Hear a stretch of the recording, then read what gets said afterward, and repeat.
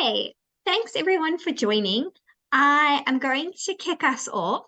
So today we're just going to be chatting about, for PRs, for agencies, how can we effectively measure your efforts, your activity, and how can we effectively then report on those results?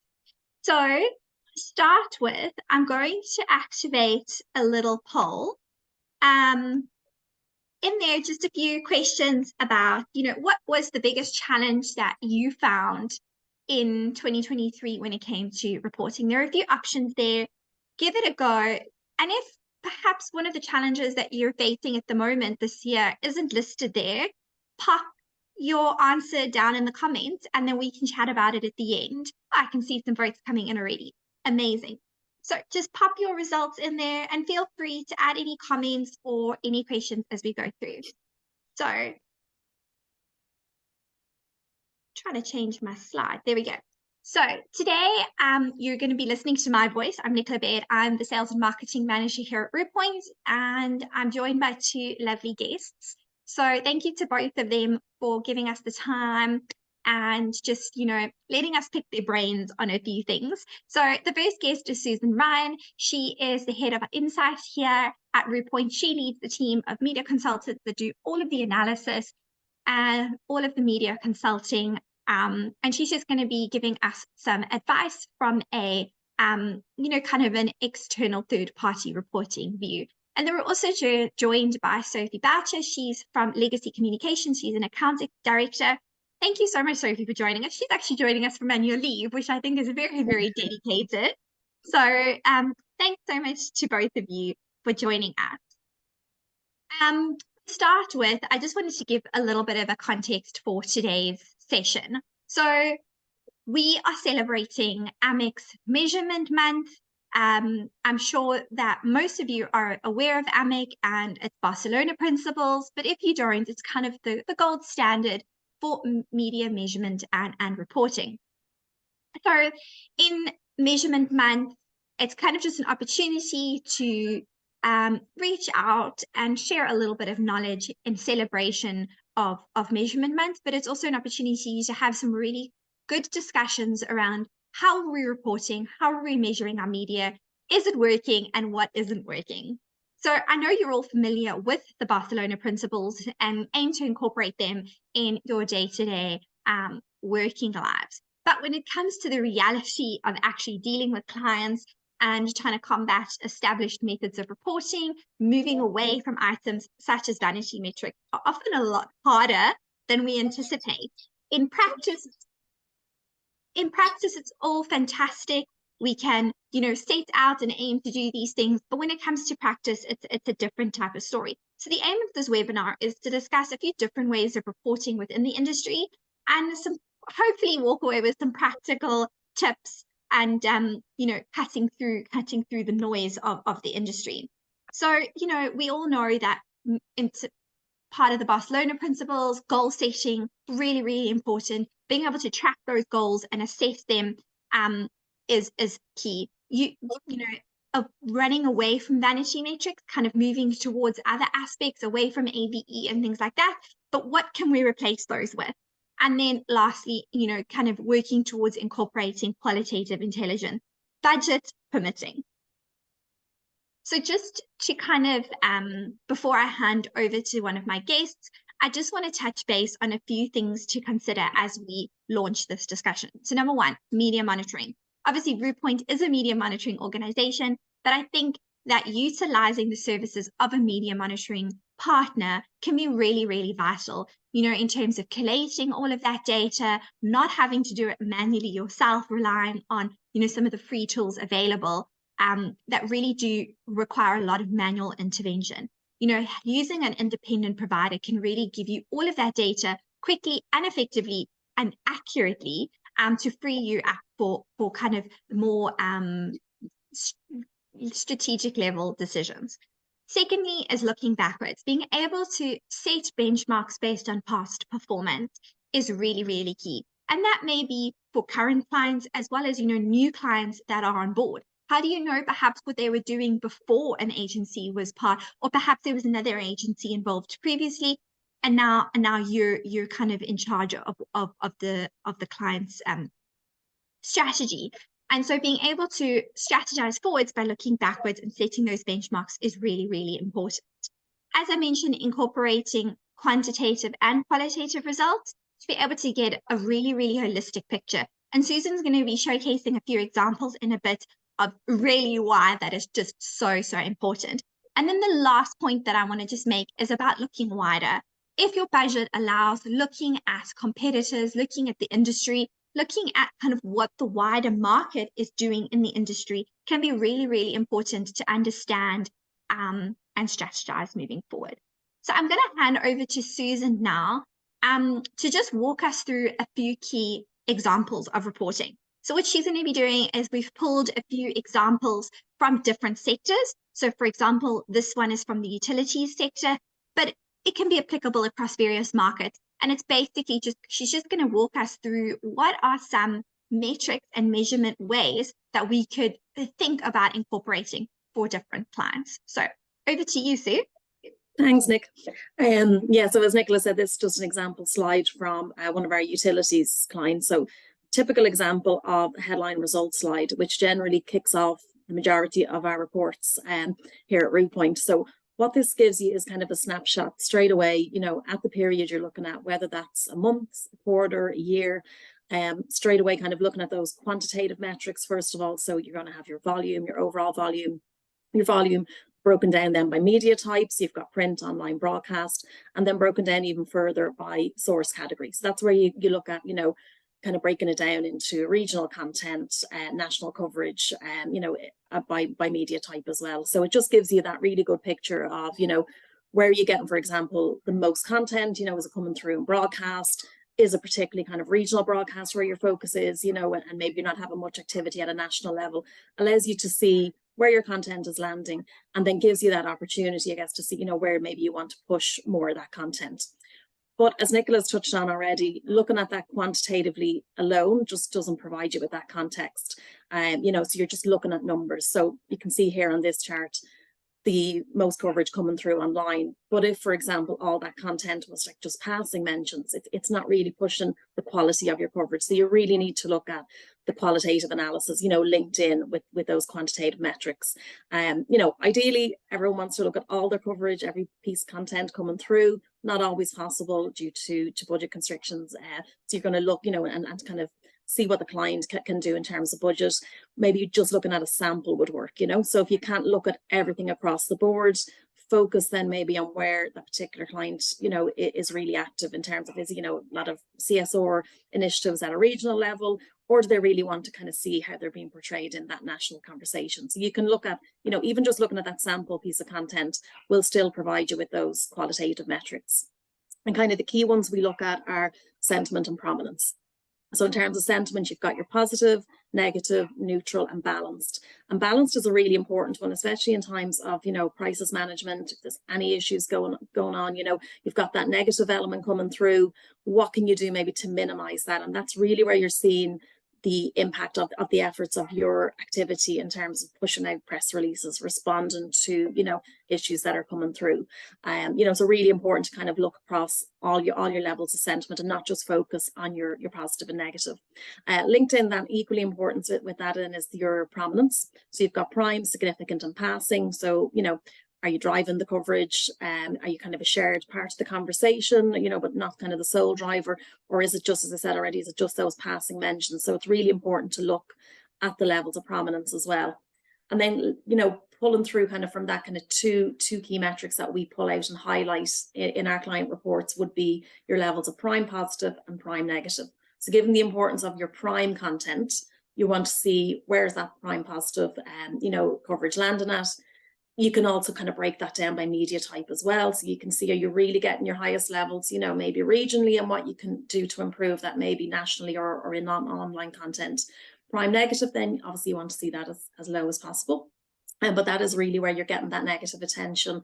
But, you know, you are the driving force behind that. So again, you know, kind of just keeping an eye on where that's coming through, and also identifying the drivers of that content. So not just looking at numbers, but also looking at the story behind the coverage, you know, and what is kind of, you know, coming through as the key drivers for the particular period that you're looking at.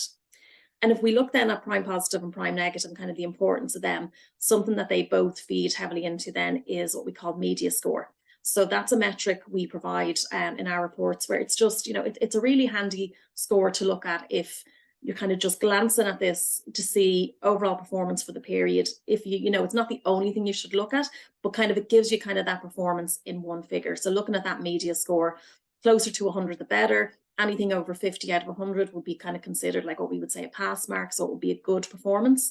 And it's a really important metric to look at in terms of benchmarking. So whether that's benchmarking against yourself, period on period, or if there's particular competitors in the industry that you're in, to also maybe benchmark that score against those competitors as well. And that just kind of gives you, a snapshot, I guess, the key things that we would look at in terms of kind of what we call those headline results. Absolutely. Thanks so much, Sue. Sophie, I'm going to ask you to jump in here, and can you give us, kind of your perspective from an agency background on sentiment analysis, particularly that balanced bit, because that's one that I always find really interesting. Yes, of course. Can you guys hear me okay? Perfect. Great. It's always hard when it's the first time you speak. Absolutely. So yeah, look, sentiment is so important to us, like unpicking and getting to the real crux of the consumer perception or the tone of the public commentary is so vital to us. But one thing that I've found, and Susan will have been in the room with me and clients before, is that we weren't digging into that balanced piece. And often as communications professionals, we're managing issues, we're managing not only our proactive program of communications, but we're also reacting to the media landscape, we're reacting to issues as they arise. And if, for example, something that was perceived to be an issue translates into that balanced piece, but for all of us in the PR industry, that is by definition a success. So sometimes when we see that balanced result, you think, oh, I will no mind it, neutral, no mind it. But if it was something that you had a watching brief over, or something you were proactively engaging with journalists on, and for it to translate then as neutral or balanced, it is mischief managed as far as we're concerned. So I really don't think that should ever be a gap. That should also show up in our end of year reports, or whether it's our monthly reports, because a lot of the consultancy we do goes unrecognized. So when we think about why are we measuring, it's always to demonstrate value at the end of the day to someone. Why else would we want to be measuring and monitoring? So that's one that I am very passionate about, not forgetting you're balanced. If you have mitigated risk for an organization or reputationally, that's a job well done too. Absolutely. I always feel like that figure is a direct correlation to work that you as a professional have put in. So that's Absolutely. great. And then can you chat to us a little bit about the prominence, the headline mentions, passing, and kind of the value that you see in tracking prominence? Yeah, I can. I think for us as PR professionals, it might go overlooked, but actually the prominence one is one I would talk to clients who are potentially not in the PR domain. So potentially if I'm relaying into a marketeer working on a PR project, but it's a marketing representative, this prominence piece is something that I use quite a lot. Really just demonstrating how the core piece of work is translating into media, and obviously by definition the prominence is where we're showing up in the hierarchy and how that's translating and getting to readers, consumers, or audiences. So I actually feel while sentiment everyone understands, actually this prominence piece can be really, really valuable outside of our own community of communicators. And it could be up as far as the C-suite, or when you're just demonstrating value outside of comms professionals, that one is one we use quite a lot. You may hear that yourself, Nicola, back from other agencies quite a lot. Absolutely, absolutely. And translating these kind of insights into a way that the C-suite can understand and can grapple with. Sometimes there's a lot of jargon that lands up in our industry, and we think that everyone understands that language. And that's, linking back to what Sue said about the media score. I think that's something that I always promote a lot, is the media score, because everyone can understand that an exam type mark out of 100. Everyone understands 50 as a pass mark. And I think it's a great snapshot to be able to look at the quality of your coverage and translate that to anyone who can understand it. Moving on, Sue, can you take us through kind of the benefits of sort of this kind of analysis where we're looking at period on period comparison? Yeah, so I think, we looked there at the headline results and kind of touched on the importance of the prime coverage, the media score, but looking at that as a standalone piece, on its own doesn't really give that much context. So you look and you see how you performed for that particular period, but really to get full value, you need to add in that consistent benchmarking. So this one here is from a not-for-profit organization, just looking at kind of the volumes across the different periods. So you've got your volume by month across the period, but then also looking at, in this particular one, it was, you know, a mid-year report. So it's looking at that H1, H2 kind of comparison piece as well. And really you can, you know, you can benchmark across any period, you know, and even if you're just doing kind of a yearly analysis, you can still pull out that monthly benchmark and within that, but it's really important. A lot of clients do, well, you know, when they first take on analysis, they do a historical piece. Where they look at the year that's gone, you know, so, you know, don't be kind of thinking, oh, well, you know, that's past 2022, we don't need to look at that. Actually, to get the really full value from your analysis, that's the ideal thing to do. So look at that period that's gone. Again, it can be month, year, quarter, whatever way you need to look at it, and kind of take those learnings from that and then use that going forward. So I think that's kind of key. It's not just to do this once, it's to keep consistent. And, you know, as I said, that can be any period that fits in with whatever client, you know, clients do. Obviously, some clients have a lot of content they need to report internally on a monthly basis. For other clients, obviously, they just need to look at it for that yearly overview. But the key is to keep consistent. And, you know, you can look at things like the media score benchmarking, but also the other things that we'll talk through today, you know, so you've got your, you know, your headline results, as we mentioned already, but also key messages, spokespeople, tying in things maybe where there's a high level of spokesperson activity. Does it link into maybe a particular, you know, campaign month, or, as Sophie said, a month maybe where things were getting a bit tricky, but your spokespeople are out there. Maybe they're not driving positive content, but they're balancing those issues as well. But yeah, consistency is really the key, and just to keep that benchmarking up as much as you can then. Absolutely. Good. You know, the gold standard would be being able to track consistently, using the same kind of metrics, and, you know, conducting this, you know, sort of on an annual or on a quarterly basis would definitely be the gold standard. Top publications. Yes, this is actually from this example from the same report. And this, you know, it just shows you can dig a little bit deeper. So we've got your overall kind of headline results. As I said, that's really kind of the snapshot of the period you're looking at.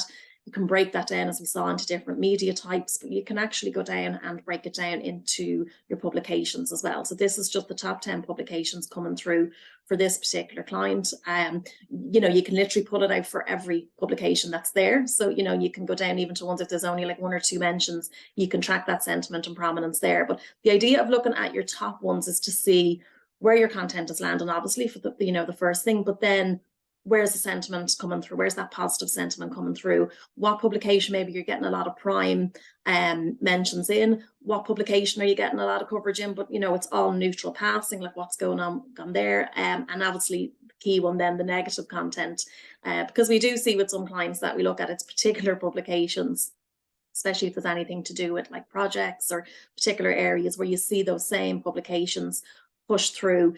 And we've actually seen how, you know, it can start quite negative. And if we're working with a client over a year or two, we can see that really turn around, where the learnings they took from maybe that first couple of reports where there was negative, particularly negative publications, they managed to maybe put some effort in there and you know, give out those responses, release those statements, kind of build that relationship there with certain publications that, you know, they're giving them that information.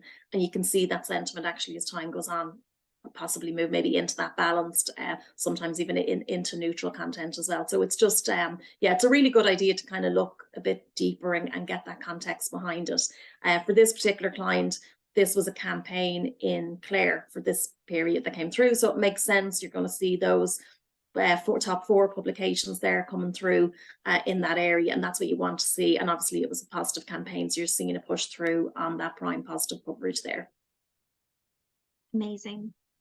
So in terms of press releases, so this is something fairly, Ruepoint's been kind of doing this press release sort of analysis for quite a while, but it's something that we've seen getting more and more popular. Can you talk us through that, Sue? Yeah, this is from one of our banking clients. It's just an example slide in relation to kind of it's the overall PR activity really. So it's linking in press releases, but also just if there's smaller announcements going out as well in between, that expert voice piece. So anything coming through on your spokespeople, and then research, studies, surveys, all that kind of thing is a really good push for prime positive coverage.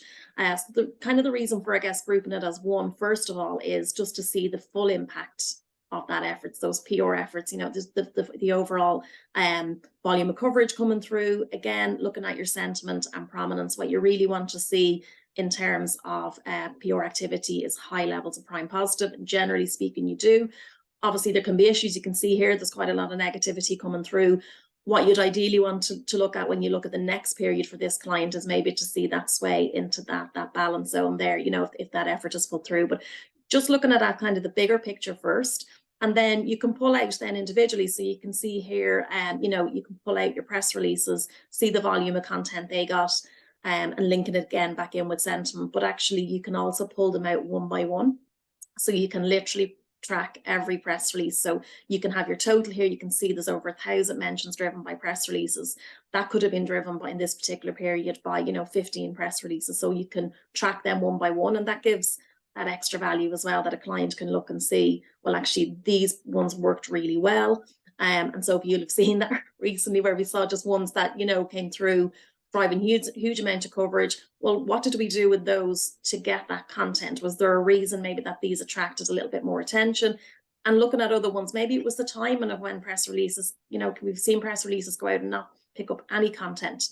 Trying to get behind the reasoning for that, maybe look back and see, was it when it was released? Was there something else going on in the wider media landscape? Maybe that at that time it just didn't get the pickup then. So yeah, we haven't got that slide here, but we can go to that level of detail and pull those out.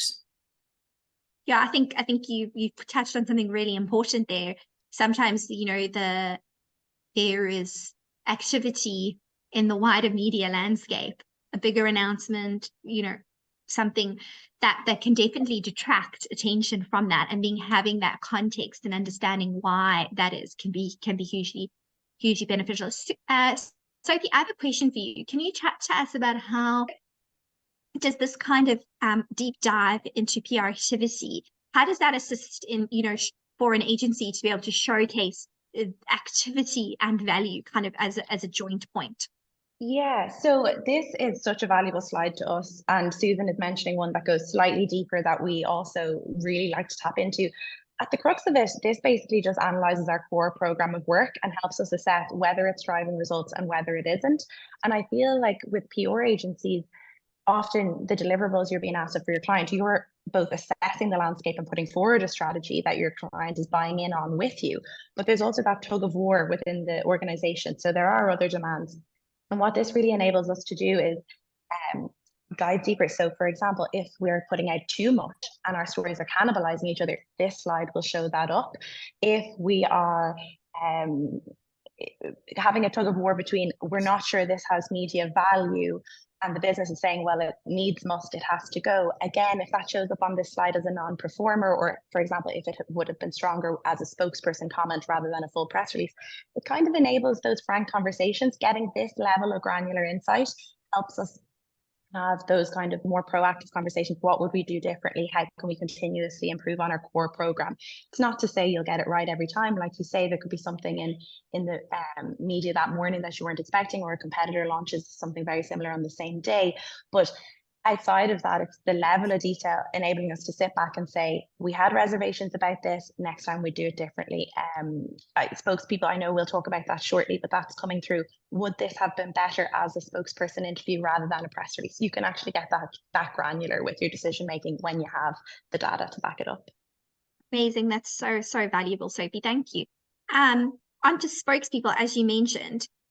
Go ahead, Sue. Can you chat through this one for us? Yeah, so this is just, you know, we've looked at that wider kind of picture around all the PR activity, and instead we can pull out individual press releases. This is just an example from one of our fintech reports of spokespeople analysis. So this is, you know, really beneficial to look at your spokespeople, and not just as a number, so not just as the total mentions. So you break them down as to who that is. So this one just has CEO, head of communications, and then other captures everyone else. And other's a really good idea to add to any report, because then you can kind of identify those ones coming through that maybe you hadn't even realized you should be tracking, and actually pull them out and track them individually.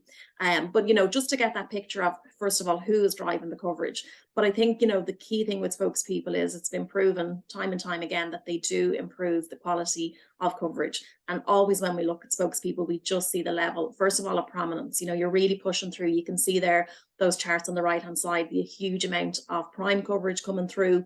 And also that positive sentiment that ideally with your spokespeople, you want to see as much as possible. But also we have to kind of, again, just, you know, reflect on the balance piece as well, and how important that is. So again, like anything you look at, you know, you need to not just look at the volume. It's coming back to the same thing, although it's not just the quant, it's also bringing that qualitative piece in, you know, what kind of coverage are they driving? And then as well as that, having the knowledge then in the background of what is pushing through. And it's really interesting when you look through a report that's tracking press releases, you know, spokespeople, key drivers, everything ties together, and you can kind of see it usually come back to maybe one or two key pieces of coverage for that period, and it's really where everything in the report is, you know, is showing those results in terms of the level of quality that you want.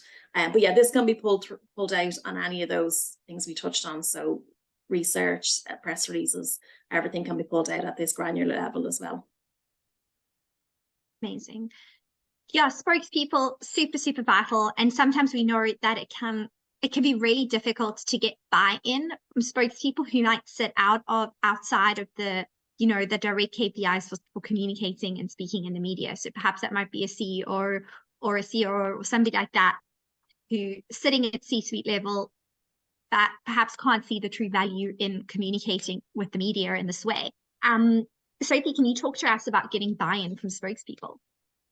Yes, a never-ending part of my job. And I think, look, we know Susan's just said it, human voices, they humanize our content. If we have a difficult message, if we have a fantastic message, having a spokesperson there, it is driving those prime mentions. But you know yourself, as you listen to the radio or as you read a piece of content yourself, when you hear that expert voice or the voice of the company coming through, you can add so much more nuance to the story that you're telling. It's a never-ending battle. Some sectors are more comfortable with it than others. Some sectors are balancing much trickier topics. So, you know, you can understand their hesitancy. But I think it should be a core part of our work to demonstrate when we have this sort of analysis, then you can continue. It's never going to happen overnight for me. It's an ongoing journey with a lot of my clients. And it's also pausing after the fact and saying, taking a look at your Ruepoint or your data analytics and saying, look what was delivered by this, thanking your spokespeople, and taking them on that journey with you. Media training becomes obviously a huge part of that, obviously outside of the reporting, but it's a start, middle and end. So it's approaching the spokesperson in the right way, explaining to them what you want to deliver, having that training, setting them up for success, and then at the end coming back with the data and saying, look how valuable this was, thank you, and when are you free to do it the next time? And you'll see CEO and head of communications here, but expert voices, whether it's in the medical industry or whatever industry, fitness, wellness, they are becoming increasingly attractive to media. So building out your spokespeople, not being overly reliant on one because it can become too demanding for them. So building a kind of a spokesperson framework for the business is always hugely valuable as well. So the more you have and the better trained, the better. But this kind of data really helps us convince and kind of bring people on that journey with us. Fantastic. So key messaging. This is one that might be adapted over time, but I think this is one of a really, really vital piece of reporting, is being able to track your key messages. So, Sue, can you walk us through the slide, please? So this is an example from one of our insurance clients. And as you said, it's about kind of adapting as well over time. So key messages, pretty much like your spokespeople, they're not going to be static. They are going to change, that you need to update them in line with any new campaigns, or possibly overnight, you might need to update them if there's a particular issue, you know, and you need to push out on a new message. So again, important just to look, I mean, the presence on this particular slide, 36% would be considered a really high level of key messages, but that alone doesn't give you enough of a picture behind it. So you're looking at the share of voice between them, what messages doing particularly well. But again, like everything else we've looked at, linking it back into that sentiment and prominence. So really the idea with key messages is to try and push as much prime positive content as you can, also balanced and where there is those issues. But other people, external stakeholders, can deliver your messages as well. And that's why you're seeing that negative piece come through. So for example, key message 1 here, if you're looking at something like trust or transparency, obviously from your point of view, you're pushing it through and everything is good. But you know, external stakeholders can be delivering through on that message in the negative element. So that's why you're going to see that come through. And I think this has really evolved. You know, initially when we used to look at key messages, it was very much focused on a client and what they were pushing through, but it's really widened now to include everything in the media, so that it's any mention of that message, and it gives the client that, you know, that fuller picture of how their messages are coming through, not just by yourself, but by any external stakeholder as well. And I think what, you know, when I look at the slide, the first thing that strikes me is kind of that bottom bit, Sue, about prominence, and seeing you would ideally want, you know, your key messages to be largely, you know, your voice and your voice controlling them. But if you look there at the bottom, you can see that, you know, especially for key message 4, you know, there's so much there that's coming through as passing, which is definitely, you know, something that would be super valuable information to know, so that that's something that you can, you know, adapt for your strategy moving forward. Yeah, this key message penetration and all of this is super, super important. Sophie, at an agency level, how do you take this kind of information and then adapt it into your strategy? So I think you're nearly touching on it there, Nicola. It's often what you leave behind. So sometimes your key messages feel fit for purpose when they're being generated internally and the organization is behind them. But if they're ultimately not translating, there comes a time when you either have to assess, have you too many, or do you need to just double down on your efforts to land the ones that are working and are feeling right?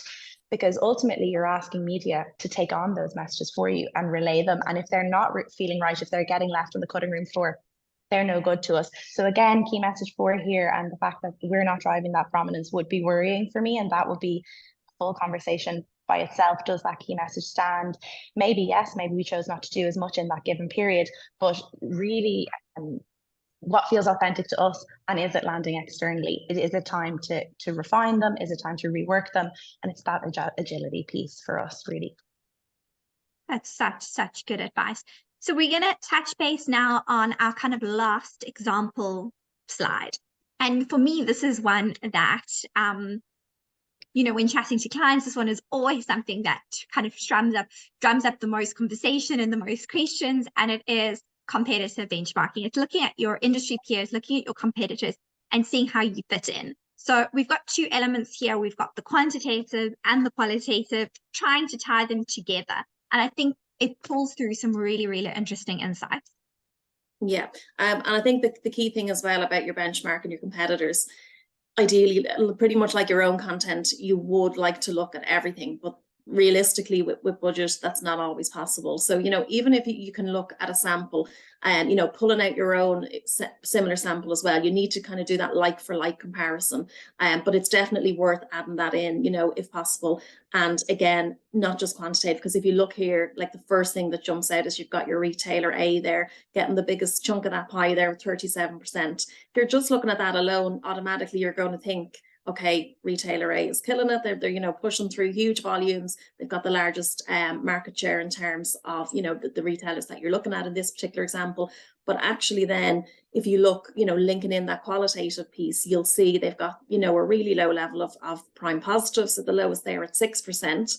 And they've got a super high level of prime negative, so 15%. So obviously, yes, they did have in that particular period high volumes, but from my experience, anytime there's any, you know, major issue going on, it is going to drive up those volumes. So without knowing that that was a negative piece driving that up, you would think that, you know, okay, yeah, they're you know, they're winning in terms of this period. So really, really important to link that in.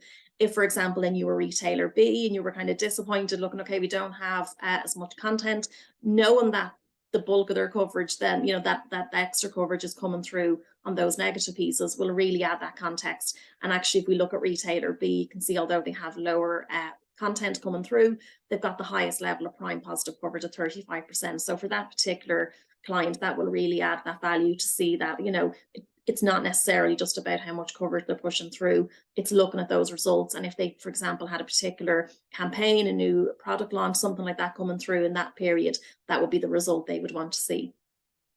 Yeah, so I think a slide like this is hugely informative. And, you know, maybe this is not something that can be conducted on a monthly basis or whatever, but having this, you know, even on an annual basis, to have that quantity as well as the quality piece, it's something that is really, really hard to balance. But I think, you know, this particular slide from this retail sector really demonstrates the value of having both pieces. Wouldn't you agree, Sophie?